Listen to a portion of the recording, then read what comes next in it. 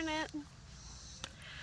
So it's been probably about a month since I filmed a video, and on my channel videos have been coming out once a week or so, maybe a little longer than a week, because I've had videos built up for a really long time. There's probably videos that were filmed in May that are coming out, so there will be a big gap in time. My hair might look a little bit longer in between videos, even though it's like a week apart, because for a while I was having this really big surge of making videos, and then it just kind of stopped.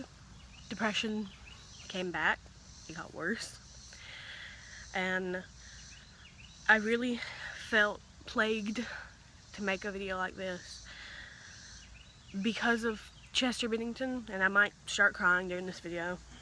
I'm not going to have him in the title, as you can see if you're watching the video, because I don't want this to be clickbaity. I just want depression to be in the title. I just want to fully talk about depression. But his suicide is why I want to talk about it, and why it hit me so hard, because it really is like losing a friend. Because I love Linkin Park. I loved him. I loved his lyrics. I loved his message. I loved every interview he did, because it was raw and it was honest and it felt down to home. And it really hit me hard. Honestly, it's hit me harder than Robin Williams. And I really wanted to meet Robin Williams because he was one of my idols growing up. But this was like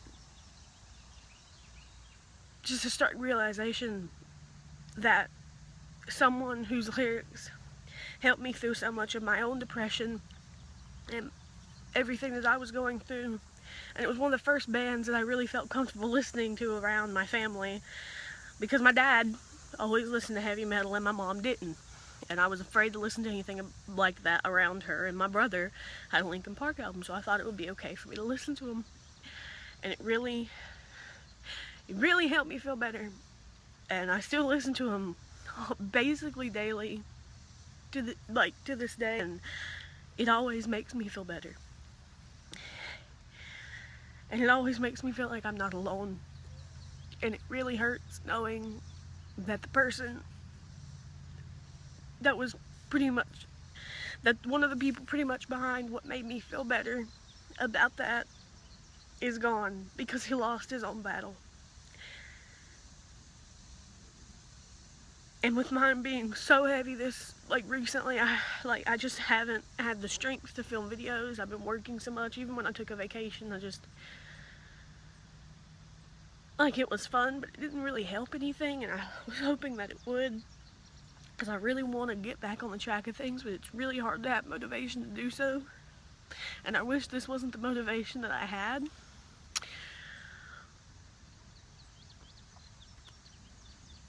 But with my own depression, it comes in waves, just like my anxiety. I didn't just film the video. I filmed the video about a month ago. It's not up yet. It's getting really close to being up. It's probably like the next one after the next one being put up, about my social anxiety and the fear of it coming back. But depression's different. Anxiety, I can get along with on some molecular level, but depression's different. Depression is hard, and it's evil. It's not helpful in any sense of the form. Anxiety probably stopped me from doing a lot of stupid shit when I was younger. Depression just stopped me from living my life. And I've been working a lot lately, mostly overnight, so before I go into work, which I go in tonight, I just don't feel like doing anything. I guess I could change my schedule so that mornings were my afternoons, instead of overnights being my afternoons and evenings being my mornings, so that I could actually do something after work. But I don't want to do that. I want to be able to talk to Max when he's at work, so he can call me, because he works in the afternoons.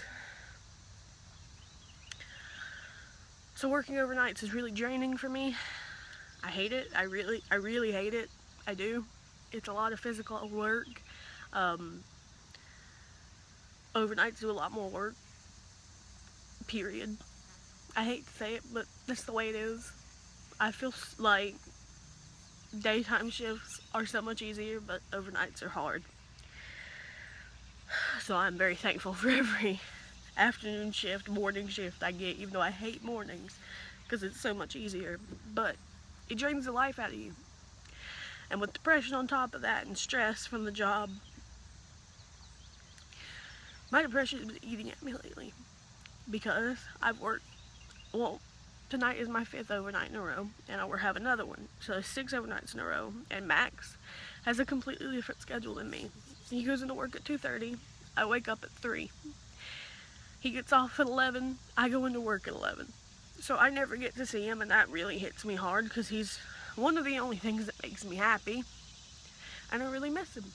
So it makes it worse, and everything's just piling on top of each other. And all I do is lay around and go to work. I don't have time to do anything outside of work. I don't feel like it. I hurt because of, you know, all the stuff that you do on overnight, all the sweeping, mopping, picking up chairs, deck scrubbing. I'm tired, I'm exhausted, and it makes it worse. And it's really hard not to cut. It's really hard not to do those things that I used to do that used to make me feel better. And I only don't, and honest to goodness, I only don't do them because I know Max will see him. Because there's no way I could do it that he wouldn't. And that means I'm not recovered. Not really. Because it's not. It really isn't. Every day you don't do it is a victory. It's every day you don't think about it. If you don't think about it, those are the real victories. So if I'm not just doing it because of somebody, then that's not recovery. Not really.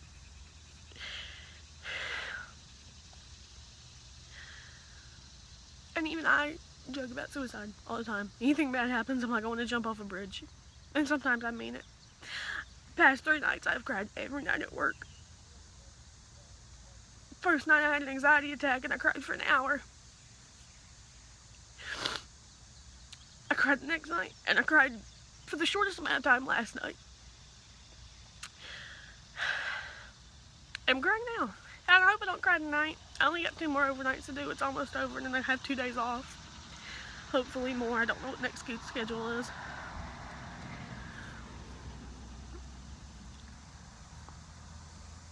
But I'm still very heavily struggling with my depression. And I probably need to go to a doctor. I'm not on any medication right now.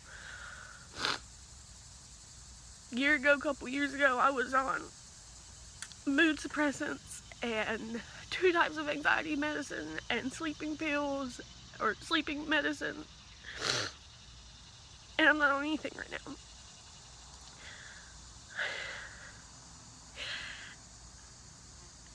Partially because I didn't have insurance. I didn't have the money to pay for it. I have insurance now. I just haven't had the time to go to a doctor, to go back to my psychiatrist, to talk about these things. And I mean really talk about them, because before I wasn't as honest as I should have been.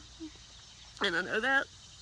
It's just honestly, I got stressed out going to the therapist because if I cut, I was a failure. It's like she failed. I didn't want to disappoint her.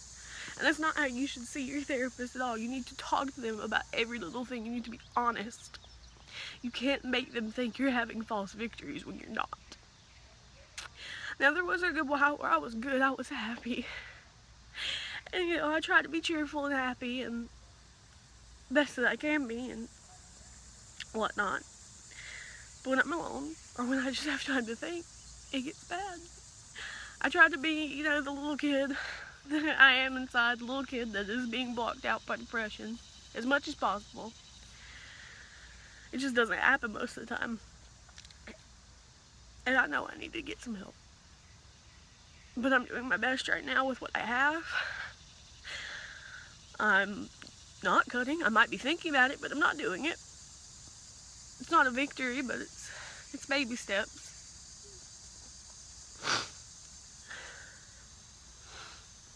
But I just encourage everyone who is being affected by his death, that is thinking about depression, that is thinking about self-harm or suicide, to please get help. Please do something. Don't let it get worse. I know I might sound hypocritical right now, but I'll get help when I have the time and the money and all that stuff. I will. Because I'm not going to give up. I'm going to try keeping on till I can't anymore. I hope I still have a lot of life in me. I want to live at the moment, this very moment. I'm trying to be hopeful, and I'm hoping